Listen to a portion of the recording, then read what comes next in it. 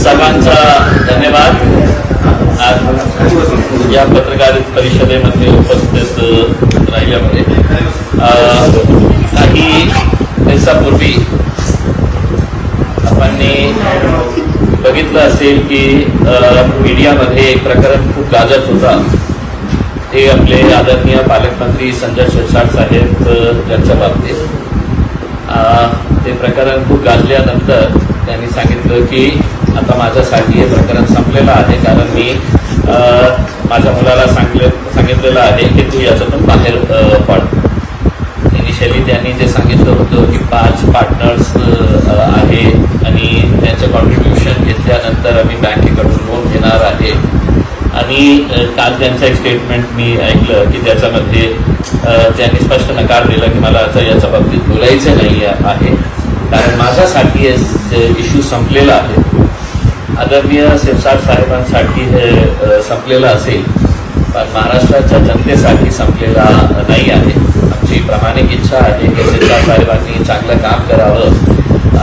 आमचे पालकमंत्री आहे, जिल्ह्याच्या विकासामध्ये त्यांनी काम करावं.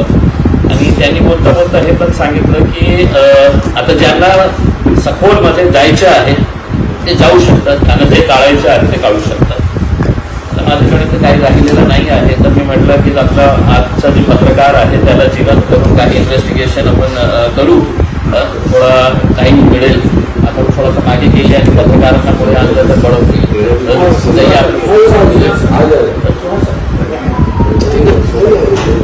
पत्रकारांना पुढे घ्या.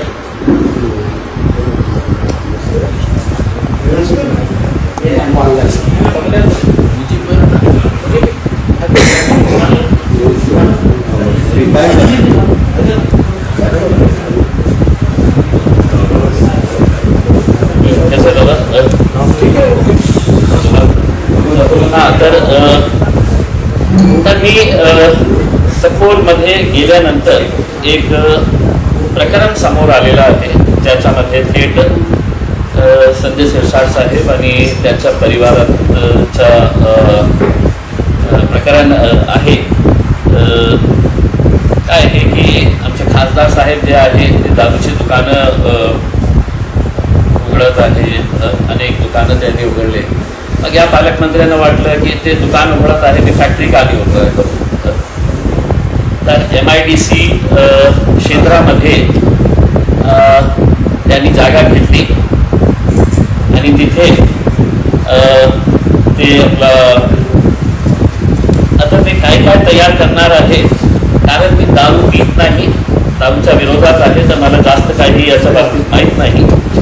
त्यांनी हे समजावून सांगावं की त्यांनी जे लँड घेतलेलं आहे शेंद्रा 5 स्टार इंडस्ट्रियल झोनमध्ये त्यांनी 21,275 स्क्वेअर मीटर्स लँड घेतलेली आहे. ते बहुतेक मला असं वाटतं की 5 एकरचं जवळ लँड आहे, जे त्यांना देण्यात आलेली आहे. त्यांना म्हणजे त्यांच्या मुलाला सिद्धांत संजय शिरसाट यांना ते लँड देण्यात आलेली आहे MIDC कडून.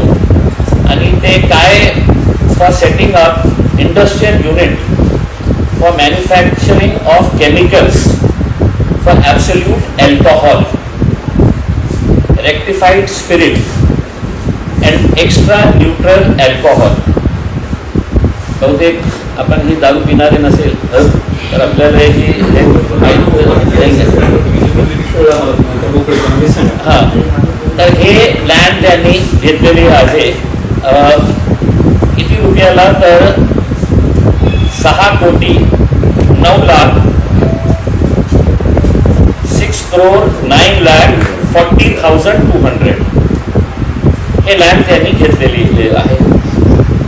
आता लँड घेतली, इंडस्ट्री स्टार्ट करत आहे. काही त्याच्यामध्ये आक्षेप होऊ शकत नाही, कोणीही ते करू शकतं.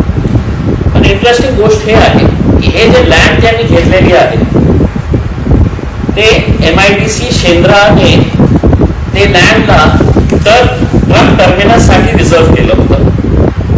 ते ट्रक टर्मिनससाठी रिझर्व लँड होती. त्याला डिरिझर्व करून ते शिरसाट साहेबांना देण्यात आलेलं आहे.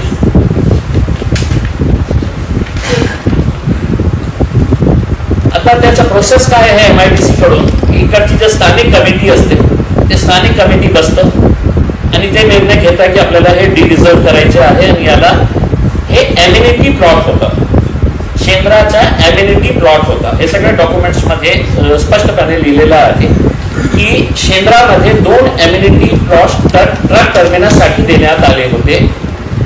एक होता AM5 प्लॉट नंबर AM5, त्याचं क्षेत्र होता 42,000 स्क्वेअर मीटर. त्याच्यामध्ये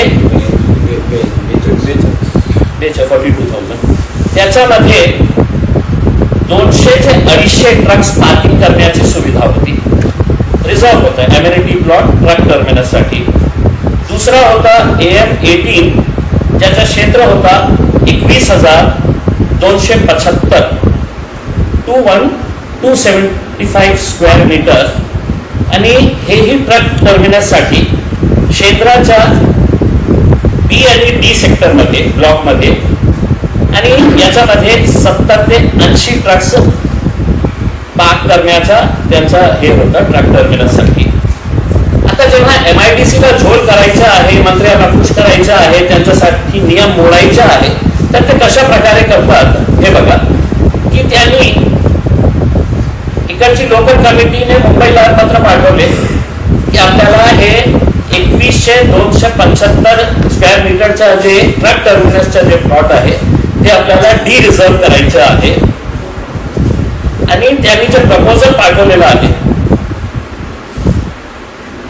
RO Aurangabad has submitted a proposal of conversion of amenity area number AM18 at measuring 21,275 square meter into industrial use and with reference to the decision of the LAC, म्हणजे जी local committee असते, dated 3 June 2022, 3 June 2022 and subsequent request of the applicant. Request of the applicant म्हणजे applicant कोण? सिद्धांत Shirsat, for allotment of a plot in Shendra industrial area. मग हे report केल्यानंतर जे एक दुसरी कमिटी असती स्टेट गव्हर्नमेंटची, मायनर मॉडिफिकेशन कमिटी, त्यांची मीटिंग झाली 24 ऑगस्ट 2023 ला. आणि त्यामध्ये त्या मीटिंगमध्ये निर्णय घेण्यात आला की आम्हाला ट्रक टर्मिनसची आवश्यकता नाही आहे. जे ए सेक्टरमध्ये हे आहे ते सफिशियंट आहे, तर दुसरा जो ट्रक टर्मिनस आहे ते आम्हाला ते ए आणि शेंद्रा एरिया आपण बघितलं असेल तर खूप मोठा एरिया आहे आणि डेली ट्रक्स किती येतात आणि किती जातात, किती पार्किंग होतात. जेव्हा तुम्ही हे म्हणता की 42,000 स्क्वेअर मीटर्स मध्ये 200 ते 250 ट्रक्स पार्क होणार, हे तुम्ही लिहिलेले आहे. 42,000चं आपण 50% केलं तर किती होतं? 21,000. आता दुसरा प्लॉट जे होता ते 50%चा होता, 21,000 स्क्वेअर मीटर्सचा. म्हणजे 42,000 मध्ये तुम्ही 250 ट्रक्स पार्क करणार असेल तर त्याच्या 50% एरियामध्ये 600 ट्रक्स. पण त्यांनी रिझनिंग हे दिली की त्याच्यामध्ये 70-80 ट्रक्स पार्क होणार होते, म्हणून आम्ही त्याला हे डिरिझर्व करत आहे. त्यांनी ते डिरिझर्व केले. आता कोणत्या आधारावर हे केलं की त्यांना फक्त एक रिझनिंग द्यायची होती की या 21,000 मध्ये फक्त 70-80 ट्रक्सच्या पार्किंग होते, म्हणून आम्हाला हे ते डिरिझर्व करायचं आहे. ठीक आहे, ते त्यांनी पास केलं. पास केल्यानंतर आता इंटरेस्टिंग प्रामाणिक इच्छा आहे की आपण याच्या बाबतीत लक्ष घातलं. 2023 मध्ये ऑगस्ट मध्ये हे डिरिझर्व झालं. मग प्रायोरिटी लँड अलॉटमेंट म्हणजे प्राधान्याने हे लँड देण्यात यावं. कोणाला देण्यात यावं? तर सिद्धांत संजय शिरसाट. कशासाठी? कंपनी नेम काय आहे तर Caneo distilleries private limited. Caneo CANEO, Caneo distilleries private limited याच्यासाठी देण्यात यावं. आणि ते काय तयार करणार आहे तर केमिकल्स तयार करणार आहे, याच्यामध्ये त्यांनी लिहिलेलं आहे. लँड किती पाहिजे त्यांना, ऑगस्ट मध्ये हे झालं डिरिझर्व. आणि लँड किती पाहिजे, जितकं लँड डिरिझर्व करण्यात आलं एक्झॅक्टली तितकंच लँड त्यांना पाहिजे. डिरिझर्व किती करण्यात आला, 21,275. आणि साहेबांना लँड किती पाहिजे, तर लँड रिक्वायरमेंट आहे, required land size 21,275 square metres.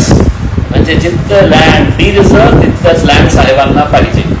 अच्छा, याच्यातून इंटरेस्टिंग, माझ्याकडे काय आहे, माझ्याकडे काही नाही आहे, माझी मुलांनी काय हे करायचं नाही का, पकोडे, माझ्या मुलाला ती पकोड्याचा स्टॉल नाही. साहेब, आपल्याला ही वेळ येणार नाही आहे, पकोड्याचे स्टॉल लावण्याची वेळ येणार नाही आहे. आणि तुम्ही तुमच्या डॉक्युमेंट्स मध्ये तुम्ही सांगितलेलं आहे.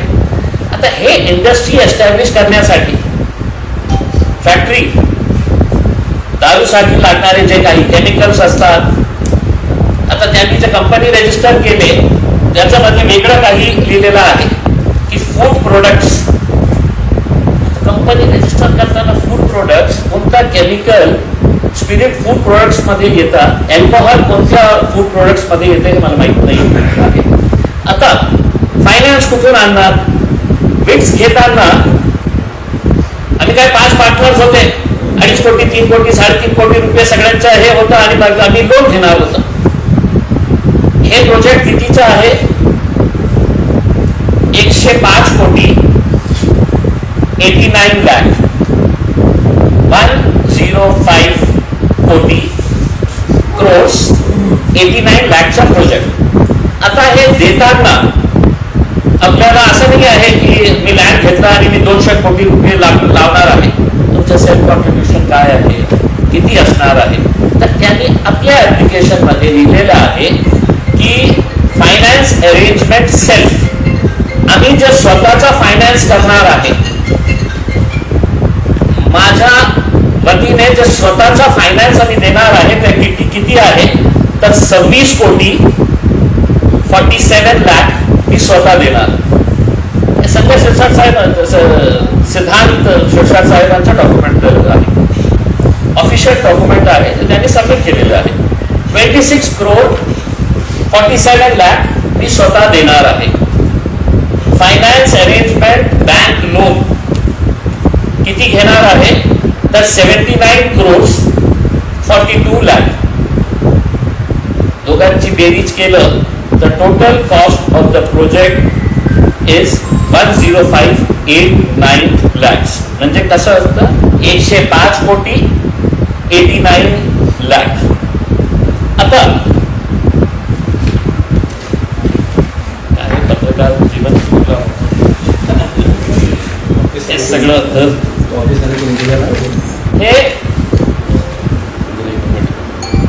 हे कॅमिओ डिस्टिलरीज हे रजिस्टर्ड झाली. कॅमिओ डिस्टिलरीज हे तुम्हाला असं वाटेल की मतलब विट्स तर काही नाही होतं याच्यामध्ये, हे जे खेळ खेळण्यात आलेले आहे. हे कॅमिओ डिस्टिलरीज कंपनी जे आहे ते रजिस्टर्ड झाली 7 डिसेंबर 2022 ला. 7 डिसेंबर 2022 ला जेव्हा त्यांनी शेंद्राला सांगितलं की मला इथे लँड पाहिजे,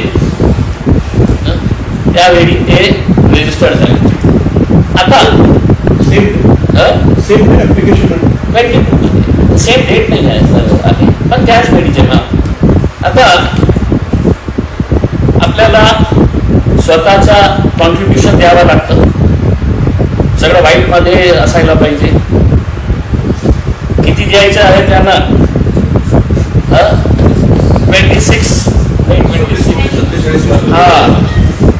26 करोड 47 लाख. तर त्यांनी त्याच्यामध्ये डायरेक्टर्स केले. 3 डायरेक्टर्स होते त्याच्यामध्ये. एक होते सिद्धार्थ संजय शिरसाट, दुसरी होती विजया संजय शिरसाट जे त्यांची मिसेस आहे, आणि तिसरे महाशय होते मोठे बिल्डर आहे भावेन भास्कर भाई अमीन. भावेन अमीन जे त्यांनी ते घरं बांधले आणि तिथेच साहेब राहतात आपले, तेच बिल्डर आहे, ते डायरेक्टर होते याच्यामध्ये. कंपनी जेव्हा त्यांनी इन्कॉर्पोरेट केली, कशासाठी केले हे भावेन अमीनला याच्यामध्ये आणण्याचं कारण काय? कारण 26 कोटी तर आम्ही दाखवू शकत नाही आमच्याकडे आहे, कारण आपण तर गरीब आहे. तर फायनान्शियल जे पेपर्स लागतं ते कुणाचे दाखवले? भावेन अमीनचे. आता हे मोठा बिल्डर आहे भावेन अमीन, आणि हे भावेन अमीन साहेब जे आहे ते डायरेक्टर होते. ऑगस्ट मध्ये हे झालं डिव्हिजन, सप्टेंबरमध्ये त्यांनी तातडीने हे करा, अलॉट करा लँड. ते नोव्हेंबर 2023 मध्ये जेव्हा लँड अलॉट झाली तर भावेन अमीन बाहेर पडले.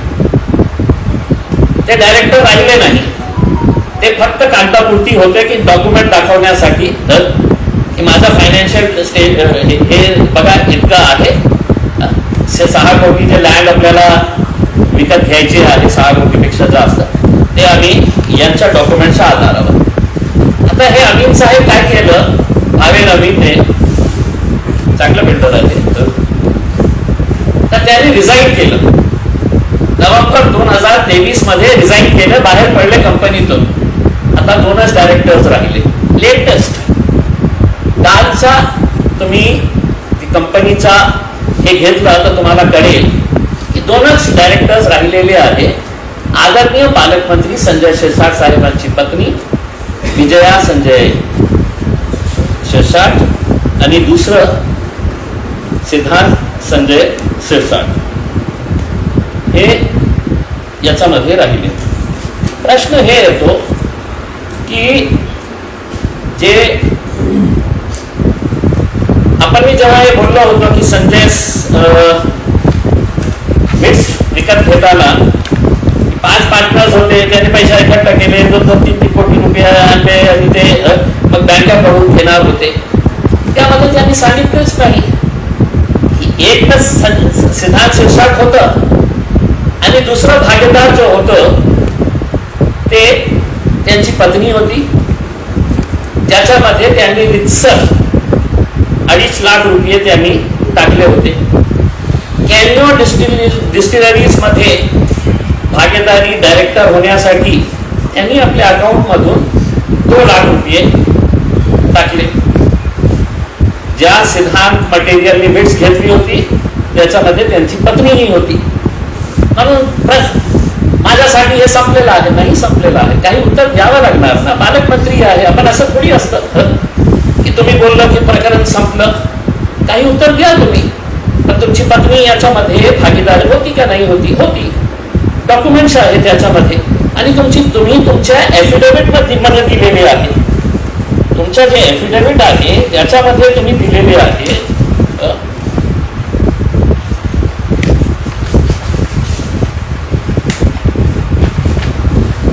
हे त्यांच्या एफिडेव्हिट आहे, ज्या इलेक्शनच्या वेळी त्यांनी दिलेले आहे. Details of investment in bonds, debenture, shares, companies, mutual funds and others and amount SD group of company. SD group म्हणजे जे बिड्स घेणारी कंपनी होती. आणि दुसरा कॅन्यो डिस्टिलरीज प्रायव्हेट लिमिटेड, 2 लाख रुपये मॅडमनी त्याच्यामध्ये टाकलेले आहे डायरेक्टर होण्यासाठी. हे सगळे डॉक्युमेंट्स सहित मी सांगतो. आता मॅडम बघा काय आहे की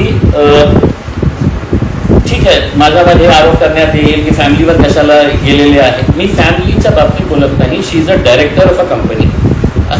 त्यांच्या मुलं काय केलं, त्यांची वाईफ काय केलेली आहे, लोक मला करतील की तुम ठीक आहे उनके बारे में बोलणार का. त्यांचं she is a director of the company. आणि एका डायरेक्टरला जी गृहस्थ आहे म्हणजे शी इज अ हाऊसवाईफ. आणि हाऊसवाईफ म्हणजे त्यांच्या अकाउंटमध्ये पैसा कुठून घेतो तर अजून त्यांनी हे स्पष्ट केलेलं आहे. संजय शिरसाट साहेबांचंच एफिडेव्हिट आहे.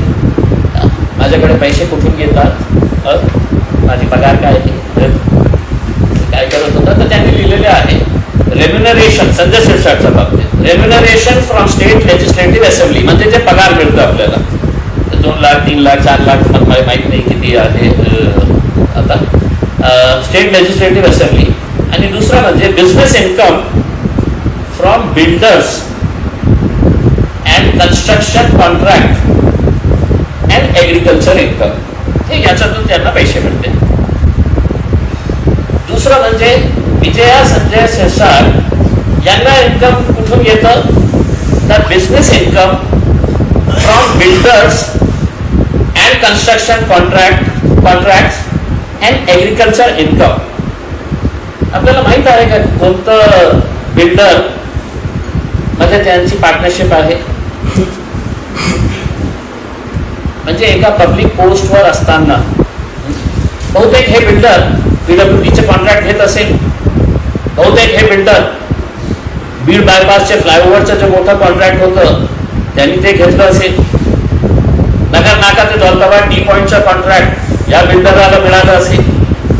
अंग्रेजीमध्ये म्हणजे क्विक प्रो जे म्हणतो ना की आपण गव्हर्नमेंट ऑफिसमध्ये असताना आपण आपला स्वतःचा फायदा करण्यासाठी हे सगळं जे करत आहे.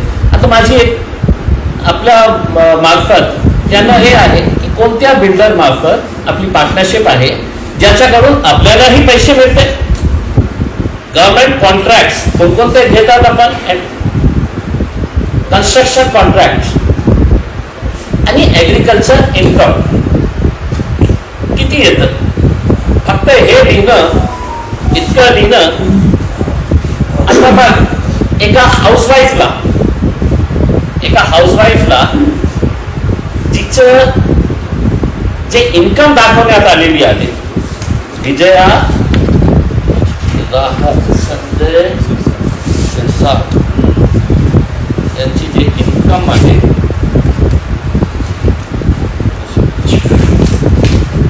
खूप सारे प्रश्न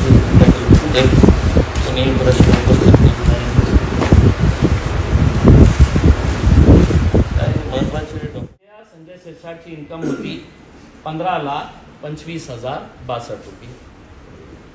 2020 ला ते वाढून झाली 22,32,368. 2021-22 ला पुन्हा ते गरीब झाले. 22च्या ऐवजी 19,51,573. मग 22-23 ला ऑलमोस्ट डबल झाली इन्कम झाली असेल 42,83,426. आणि जे शेवटच्या लास्टचं हे होतं 23-24 मध्ये त्याची इन्कम किती होती, तर 25,20,603. 25 लाखाची वार्षिक उत्पन्न असणारे त्यांना बँक किती लोन दिलेलं आहे. बँकाचा नियम आहे किती लोन आपल्याला परतफेड ही करायचं असतं ना, आपण नाही केलं तर बँकांनी युको बँकनी त्यांना लोन दिलं 5,65,33,644 ज्यांची इन्कम 25 लाख आहे.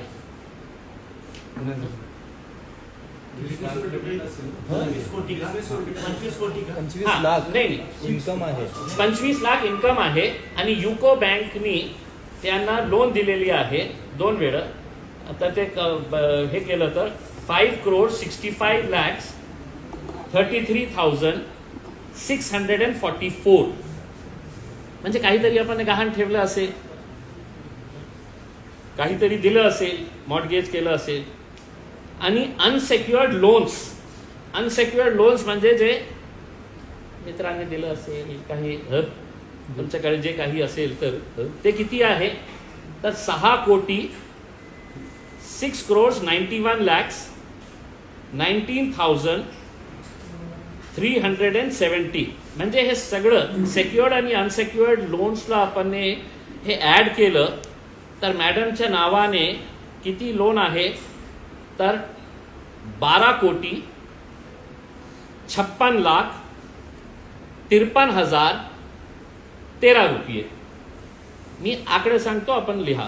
1, 2, 5653 हे इतकं लोन त्यांच्यावर आहे. आता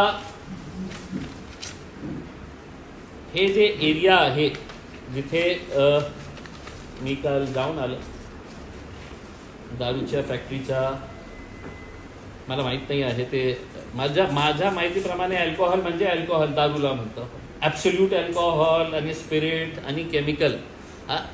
शाळा उघडली असती तर समजले असते समाजासाठी काही चांगलं काम करायचं होतं. एक म्हणतं की दारूचे दुकान आहे, तर मी त्याच्यापेक्षा मोठा आहे ना, तर मी तर फॅक्टरीच उघडणार.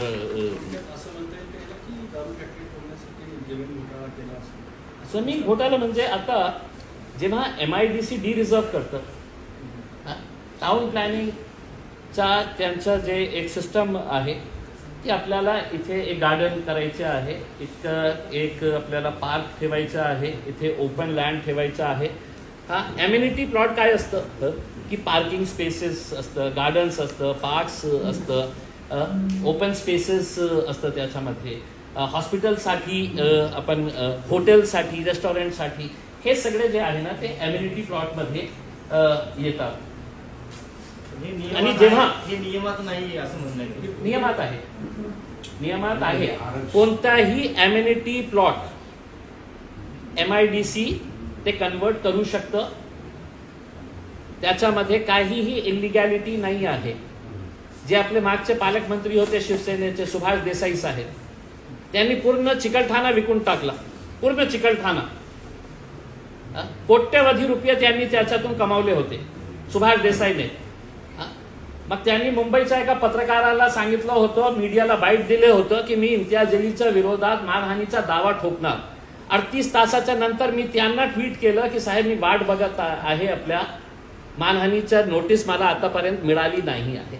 मग पुन्हा त्यांना आठवण करून दिली होती की साहेब आतापर्यंत माझ्याकडे नोटीस आली नाही. बहुतेक हे साहेब पण असंच तुम्हाला हे प्रतिक्रिया देतील, कारण त्यांचा जे स्वभाव आहे ना, काय वेळसारखं बोलतं ते, मी त्याच्यावर मानहानीचा दावा नको करा साहेब. प्रकरण खूप आहे, महागात पडेल. सगळे डॉक्युमेंट सहित सगळे डॉक्युमेंट. आणि काय आहे की वडापाव कशाला टाकायचं आपल्याला? माझा संपू द्या आणि तुम्हाला जितकं प्रश्न विचारायचे आहे.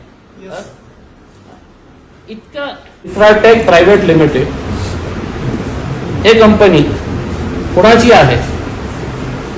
त्यांच्या परिवाराची आहे. तर वडापावच्या स्टॉल टाकण्याची आवश्यकताच नाही आहे. मग हॉटेल घेणारे इन्फ्रास्ट्रक्चर कंपनी आहे. आता त्याच्यामध्ये काय काय काम होतं हे मलाही हे नाही आहे. Shirsat hotels and resorts private limited ते आली का बाहेर? म्हणजे इतकं मोठं असून सुद्धा त्याच्यामध्ये डायरेक्टर्स कोण कोण आहे? तर कशाला आपल्याला हे Shirsat hotels and resorts private limited याच्यामध्ये ही डायरेक्टर जे आहे हर्षदा संजय शिरसाट, तुषार संजय शिरसाट, म्हणजे सगळं परिवार इतकं मोठा असून सुद्धा वडापाव टाकण्याची काय आवश्यकता आहे? वडापाव गरीब लोकांसाठी आहे. साई सृष्टी इन्फ्राटेक प्रायव्हेट लिमिटेड, ठीक आहे, तुम्ही कंपनी स्टार्ट करा, त्याच्यामध्ये काहीही आम्हाला हे नाही आहे. याचा डायरेक्टर कोण आहे? सिद्धांत संजय शिरसाट आणि एक दुसरं एक आहे स्वप्नील राजेंद्र बागडे. हे मोठे मोठे लोक आहेत. आता जे कॅमिओचं जे आपण दिलेलं आहे की कॅमिओ मध्ये आपण हे टाकणार आहे, तर मी MIDCला प्रश्न विचारतो की त्यांचं जे डॉक्युमेंट आहे त्याच्यामध्ये त्यांनी काय लिहिलेले आहे? Cameo distilleries private limited it is involved in manufacture of other food products. Other food प्रोडक्ट्सच्या नावाने तुम्ही कंपनी रजिस्टर केली आणि तयार काय करत आहे? अल्कोहोल फूड प्रोडक्ट मध्ये येत नाही साहेब, स्पिरिट फूड प्रोडक्ट मध्ये येत नाही. बहुतेक आपण हे केलं आणि याच्यामध्ये काही सबसिडी उचलायची असेल काहीतरी पॉपकॉर्न तयार करू. तर हे सगळं प्रकरण जे आहे, आता माझी मागणी हे आहे की विट्स मध्ये तुम्ही सांगितलं की मला आता काही देणं घेणं नाही आहे तुमचं देणं घेणं. तुम्ही जे 68 कोटी रुपये घेतलं तर आपला सेल्फ कॉन्ट्रीब्युशन तुम्हाला द्यावंच लागणार होता. 5 पार्टनर्स होते. आतापर्यंत त्यांनी सांगितलं नाही की ते 5 पार्टनर्स कोण होते, त्याचं नाव सांगा. फक्त एकच नाव चाललेलं होतं. मी दुसरं नाव सांगितलं, त्यांच्या घरातले आहे. तिसरा, चौथा, पाचवा कोण होतं? मग त्याचं सेल्फ फायनान्सिंग. एक मर्तबा पकडे गए तर कलेक्टर महाशयचं जे माणूस आहे ते SDO ते म्हणतात आता 20 लाख रुपये आम्ही त्याचं फोरफिट करू. बारे वा, सगळं मदत केली. 2 कोटी रुपये हे लोकांनी खाल्ले याच्यामध्ये कलेक्टर ऑफिसच्या अधिकाऱ्यांनी शेरसाटांकडून ते सगळं मॅनेज करण्यासाठी. आणि हे झाल्यानंतर आम्ही 20 लाख रुपयाची फोरफिट करणार आहे. 2022-23 हे होतं, असेसमेंट होतं. ते SDM ला विचारू का मी, तुमच्या घर 2022 रेटने आम्हाला विकता का तुम्ही? एप्रिसिएशन होतं. आता यामध्ये त्यांनी स्वतः लिहिलेलं आहे, डायरेक्टर्स 2च आहेत, तिसरा नाही, चौथा नाही, पाचवा नाही, हे बोलण्याचा तुम्हाला हे काही राहिलेलं नाही आहे की 5 पार्टनर्स होते, आता आम्ही सगळं जमा करणार होतो 2-2 कोटी रुपये. नाही, 2च डायरेक्टर्स आहे. एक तुमचा मुलगा, दुसरी तुमची पत्नी. किती पैसे सेल्फ फायनान्स करणार होते? तर 26 ना, 26 कोटी. आता हे जनतेला सांगून द्या की कुठून आणणार होते, कोण तुम्हाला लोन देणार होते, कोणत्या आधारावर देणार होते. सिद्धांतही आपण बघितलं असेल की त्याचा बँक बॅलन्स किती होतं करके. ठीक आहे, माणसांनी म्हणजे पुढे जायला पाहिजे आपण, पण असा अंधाधुंद कारभार, ज्यांची युको बँक कोणत्या आधारावर, मग कोणी गॅरेंटर झाले त्यांचे की ते 5.5 कोटी रुपयाचं लोन तुम्हाला मिळू शकतं का? तुम्ही विचार करा की 25 लाख तुमची वर्षाची इन्कम आहे, 5 कोटी रुपये तुम्हाला युको बँक देऊ शकतं का? तर हे जे सगळं प्रकरण आहे, मला काही होत नाही, मला काय करणार आहे, एकनाथ शिंदे माझे जवळचे आहे, देवेंद्र फडणवीस साहेबांनी तर चष्मा घातलेला आहे, त्यांच्या चष्म्यावर पट्ट्या लागलेले आहेत. भ्रष्टाचार मुक्त महाराष्ट्र. तर याचे काही प्रश्न मी उपस्थित केलेले आहे की हे लँड फक्त आणि फक्त शिरसाट साहेबांच्या मुलाला देण्यासाठी ते डिरिझर्व करण्यात आलेलं आहे. माझी तक्रार इंडस्ट्रीज असोसिएशनच्या विरोधात सुद्धा आहे. फक्त नेत्यांना रिबीन कापण्यासाठी आणि त्यांच्या समोर लोटांगण करण्यासाठी नाही आहे. इंडस्ट्रीज असोसिएशनची जबाबदारी आहे की कोणत्या आधारावर तुम्ही डिरिझर्व करत आहे. आणि जे डॉक्युमेंट्स आपल्याला दिसत आहे त्याच्यातून स्पष्ट होतो की मागणी केली, शिरसाट साहेबांनी MIDC पूर्ण लागला कामाला आणि त्यांनी ते सगळं डिरिझर्व करून टाकलं. आणि MIDC करून अपेक्षा काय करू शकतो आपण? जे RO होते त्यावेळचे चांगले ऑफिसर होते, जे इलेक्शन मध्ये रिटर्निंग ऑफिसर पण होते, जे पहिले वाले होते. आता फक्त एक कनेक्शन मी सांगतो,